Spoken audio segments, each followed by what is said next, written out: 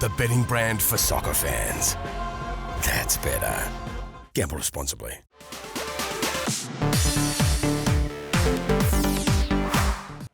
Well, the Socceroos' amazing World Cup run is over, but the show goes on in Qatar. Welcome to Fox Sports Lab FIFA World Cup. I'm Robbie Slater, and with me again is Jura as well. We pushed Argentina all the way. Yeah, they did, and it was an exciting campaign for the boys, and one that they should all be really proud of. Definitely. Well, coming up, we look at what is next for our Socceroos heroes. We go all in on the England and France clash, and we make some big calls on who makes the semi-finals. The Socceroos stunned the football world with wins over Tunisia and Denmark before pushing Messi's Argentina all the way to the wire. Robbie, how does Australian football capitalise on this? Well, look, that's the big question. And look, I hope that this coming together, what Graham Arnold has done in Qatar is brought a team of individuals who on paper are not playing at big clubs, but it proves that sometimes a great team can beat a team of individuals. And I think that's what Arnie's done. And he's blocked out the media. You know, we saw what he did on the ground in Qatar. But the bigger question in a country where football is divided, A-League is separated from the FA, state federations run their own race, and of course the game itself, to watch it you have to go to 4 different kind of channels. But look, if we look at the performances and the individuals all performed so well, but for you, who stood out? Yeah, look, I think you can't go past the performances of Harry Souttar. He was immense at the back there. You know, to think that he had only played one game before going into the World Cup was just incredible. And, you know, he was the main guy. He was desperate at the back. He was the real leader at the back for them. And, you know, I think he can progress, you know, to a high level. I think English Premier League is definitely where He's definite, yeah. Yeah, I think he can progress into that for sure. And I'm sure there'll be scouts looking for him. And the other one that really impressed me was Riley McGree. I know he plays over in England at the moment in Championship with Middlesbrough. Yeah. But he was excellent. He started all 3 games.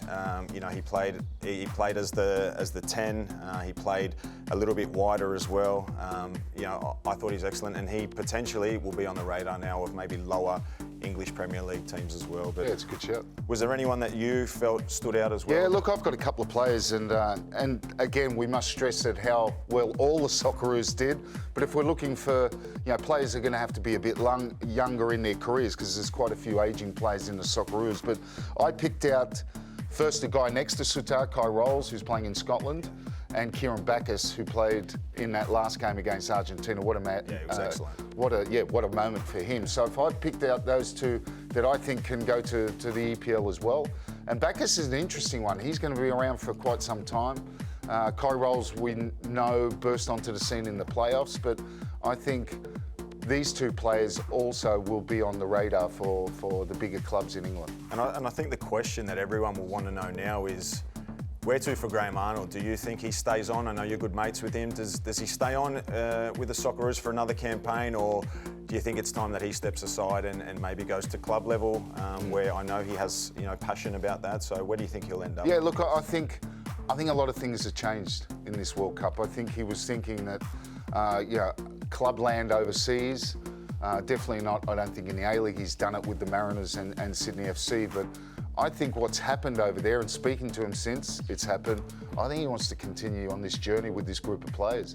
And I can understand that, but it's going to be very different. You know, the World Cup success is here and now, but very quickly it's going to become qualifying for the Asian Cup, and that Asian Cup is going to be difficult with the success the Asian clubs have. Well, we saw how many of the Asian clubs now, the nations of Japan, South Korea, they're powerhouses. So it is going to be a very difficult tournament for them to try and win. And Saudi as well, and Qatar failed at this World Cup, so they'll be looking to bounce back. But look, making the 16 is fantastic. I can't believe I'm going to ask this question, but what can we do, and what do we need to do to push further into big tournaments? Not only the World Cup, but the Asian Cup coming up. Yeah, look, I think there's a really good base of players, a younger generation coming through this Socceroos squad. You know, if you look at potential players for the next World Cup, you've got Kai Rolls and Souttar, who will be, 28 years old, will be perfect age for central defenders as well. You've got Karasic, Atkinson, Backus, Devlin, McGree. There's Qual, who's already, and his brothers. Got headlines. His brothers there as well. Tilio, Ristic. These guys are all going to be under 30 years of That's age. it. We're going to win the World Cup. So football's coming home Andrew's saying. to Australia. But look, that's pretty exciting to see such a, they've gained so much good experience on this campaign. So it's going to be really exciting to see how they progress for this next campaign. 100%. Well, thank you, Socceroos. You've done us all proud on the world's biggest stage. The betting brand for soccer fans. That's better. Gamble responsibly.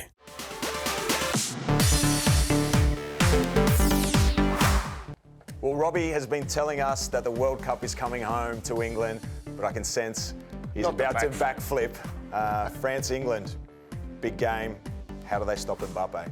Yeah, that's the question everyone's been asking. He's got 5 goals already in this World Cup, and of course, if France go deeper with a win here, you would expect he's the red-hot favourite for the Golden Boot. But I think, and I've seen interviews from Kyle Walker, is going to man-mark Mbappe, so good luck to him. Yeah, big task. But if there's one defender in world football at the moment that I think could maybe manage him, I think Walker is the guy that could maybe do that. And you look at the way Walker plays, he likes to get forward. So, there is a question mark over Mbappe defensive qualities, although that's a bit of a stretch because I think he's a wonderful player. But look, that's going to be one of the interesting battles. But for Gareth Southgate, does he start with both Saka and Foden? For me, Foden's changed the team. I don't think he's going to change it. Yeah, look, I think Foden has shown that he is integral part of that team. For me, he has to start. I've gone with Rashford. I think Rashford on the other side ahead of Saka, just for that bit more of experience. I think he's done really well as well, Rashford. I've gone Henderson in there as well for the same reason, kind of that experience factor. It's such a big game, but you got Kane doing so well, Bellingham, Declan Rice. And of course, Henderson played really well. He played really well, so it's not a token one just because of their experience. They've actually done really well. So,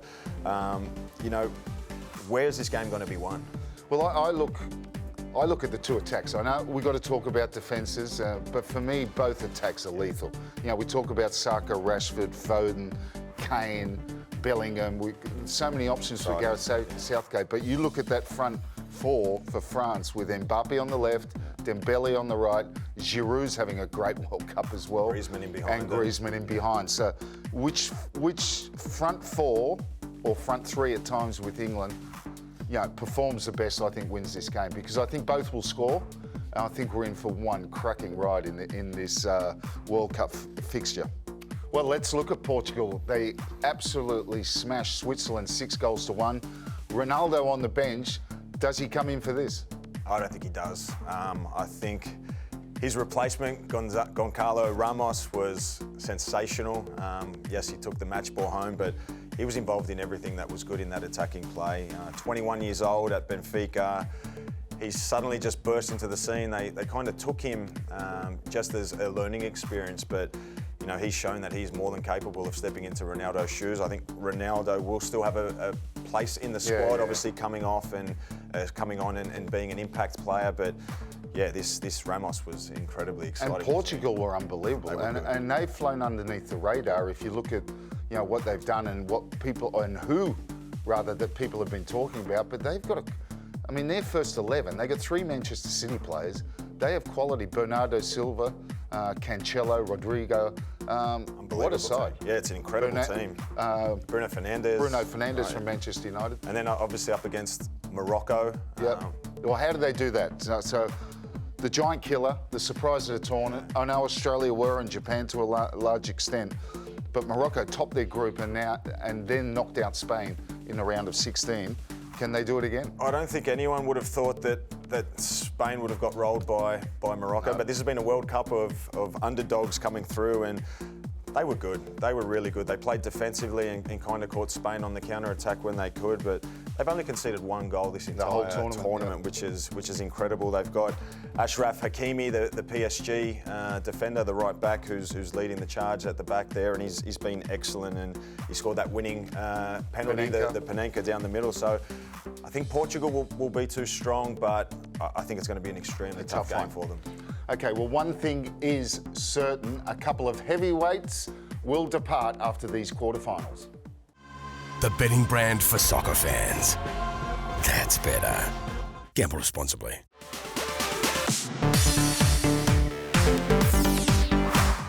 Well, it's time to make the big calls on the World Cup quarterfinals. First up, jurors, let's have a look at Netherlands and Argentina. It's Gakpo and Depay versus Messi and Martinez. Who do you see dominating in the front thirds for these two teams? Yeah, I think if you look at the group stages, Gakpo's been excellent. He's on 3 goals and he's been the main guy going forward for Holland. So he's going to be one to stop, and I think Messi, you can't rule out Messi scoring. Big moment, big occasion. He always seems to step up. So I think those two are going to be the key guys for both teams. Yeah, Messi's still in it for the Golden Boot, of course, and largely the sentimental favourite. Now, I'm tipping Argentina and Netherlands to go all the way to penalties.